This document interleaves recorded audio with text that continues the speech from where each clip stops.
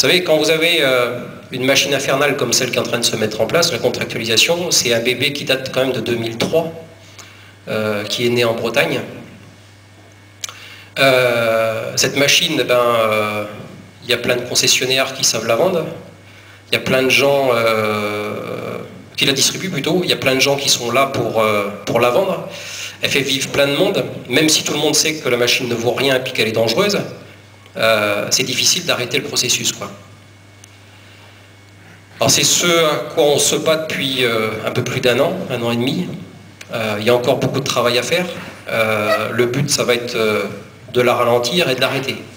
Il y a encore du chemin à faire. Et là, ce soir, donc, on a eu les Canadiens qui vous ont expliqué un petit peu comment ça s'était passé chez eux. Ce soir, donc, on a deux amis de Suisse qui viennent témoigner, parce que chez eux, depuis le mois de mai l'année dernière, il n'y a plus de quotas. Alors, ils vont vous expliquer un petit peu par là où ils sont passés.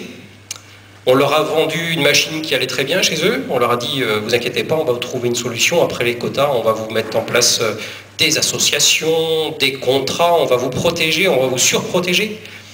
La France a fait des réunions, on a eu des réunions de coopératives en France et de chambres d'agriculture qui disaient que en Suisse, le système donnait trop de pouvoir aux éleveurs. Alors c'est ce qu'ils vont essayer de nous expliquer ce soir. Voilà. Donc je m'appelle Alexandre Delille, j'habite à Ferland, donc ça se situe dans le canton de Vaud, à peu près à 20 km de Lausanne. Altitude, je suis à 730 mètres. J'ai quand même marqué un petit peu pour rendre compte un petit peu du milieu.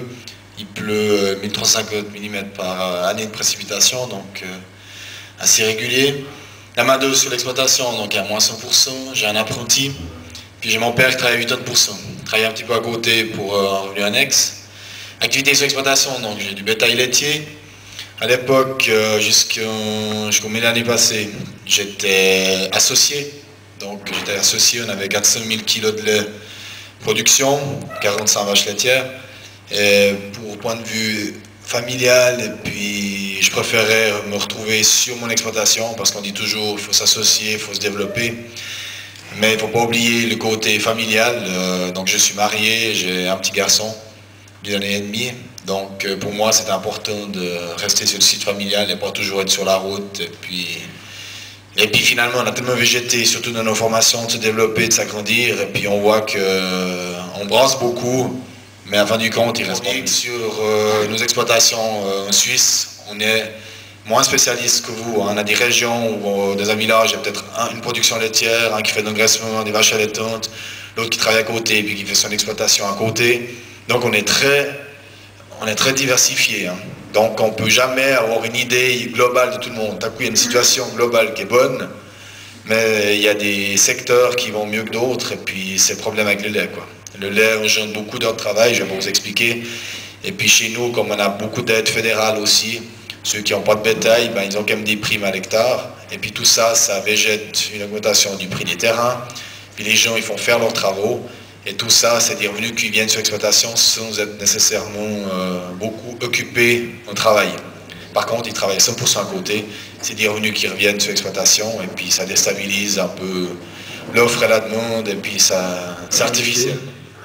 Et ensuite, ce qui s'est passé chez nous, il y a eu on appelle ça toujours les PA, donc c'est par rapport à l'agriculture, PA 2007, tout ça. Ils annonçaient une suppression des contingents, donc notre défense professionnelle le savait, qu'il fallait se préparer. Mais on croyait toujours que ça ne voulait pas arriver, on verra bien, mais c'est pas possible qu'il n'y ait pas de quota en Suisse, parce qu'en Europe, ils n'en parlent pas.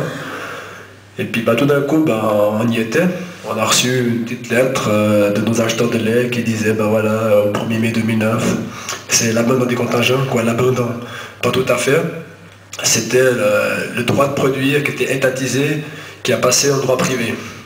Alors tout le monde s'est dit, c'est chouette, on va pouvoir faire du lait, on va pouvoir s'agrandir. Puis l'industrie nous disait, mais on a besoin de lait, il faut produire absolument. Et puis naïvement, les producteurs ont joué le jeu de l'industrie. Ils se sont dit, on va faire du lait, on va y aller. Et puis on s'aperçoit que ça ne fait pas le beurre en tout cas des producteurs, mais de l'industrie. Et alors en 2009, là ça s'est passé, il a fallu s'organiser. Et les OP et OPU se sont formés. Donc pour nous, une OP, c'est une organisation de producteurs. c'est-à-dire qui regroupe une région avec un volume de lait et qui vend son lait à un acheteur, transformateur, franco-usine. Et l'OPE, comme ça c'est pour tous les OP, c'est l'organisation de producteurs utilisateurs, c'est-à-dire qui est liée en direct avec l'industrie. Et puis là, en fait, l'industrie a réussi à attirer un petit peu des producteurs en disant mais venez en direct, vous verrez, il n'y a pas d'intermédiaire, on a une relation d'acheteur à producteur. Et puis voilà ce qui s'est passé.